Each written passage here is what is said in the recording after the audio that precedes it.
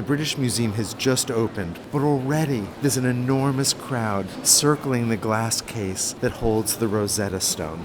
So we're not looking at this object in a museum because it's a work of art. And it's certainly not beautiful. We value this ancient object largely for its modern history as the key to deciphering the writing system that the Greeks called sacred writing, hieroglyphics. The Rosetta Stone is located in the middle of the gallery that contains ancient Egyptian art. And as we look around, it's so clear how important writing was to ancient Egyptian art. There's almost no ancient Egyptian work of art that doesn't also include writing.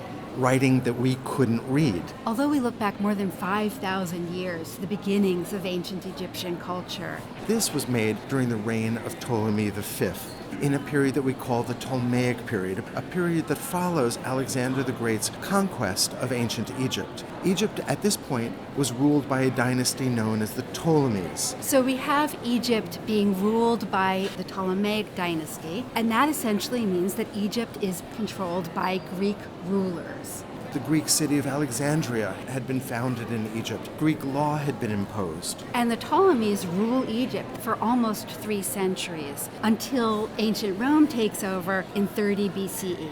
But in order to understand the Rosetta Stone, it's important to understand the political situation in Egypt at this moment. Ptolemy V, the reigning king, came to power when he was 6 years old. And as you can imagine, there was a fight for power. All of which is to say that this young king needed as many allies as he could get, and he was looking to the ancient priestly class to help him assert his power and to stabilize the kingdom. During the reign of the Ptolemies, there's a separation between the Greek-controlled government and the priestly class, the only ones who could read and write in hieroglyphics. Greek had become the official language of ancient Egypt. But by this late date, those Egyptians, other than the priests, who were literate, would have written the Egyptian language in a different script, one known as Demotic. And this stone reflects this historical moment in Egypt. At the very top, we've got hieroglyphics, the sacred writing of the priests. In the center, the Demotic script. And at the bottom, we have ancient Greek.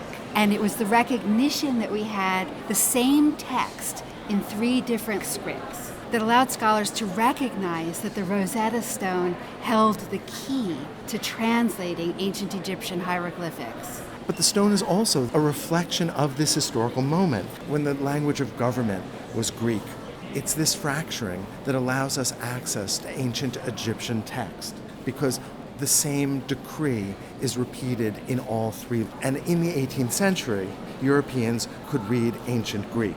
This is a decree that speaks about the victory of Ptolemy V over some Egyptians who were rebelling against Greek rule. And because there is this tension within Egyptian culture at this moment between the priests and the Greek government, what we're seeing in this decree is also a kind of compromise.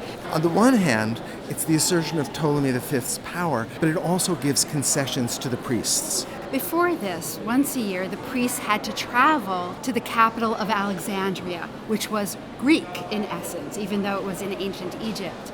This decree allowed them not to do that and to remain in Memphis, which was a historically great ancient Egyptian city. And it also gives the priests a tax cut. So the third Memphis decree, written on this stone in 2 different languages and 3 different scripts, is first and foremost a political compromise. But what we're seeing in the British Museum is only a fragment of what was originally a large stele and one of numerous steles that were set up around Egypt with this same message. Let's jump about 2,000 years to 1798, to the time of Napoleon and the British Empire. At this point, Egypt is in a strategic location for both the British and the French, who begin to vie for control of Egypt. Critically, Napoleon travels not only with his army, but also with scholars. And when the stone is discovered, they quickly realize its historic importance. Word of this discovery makes its way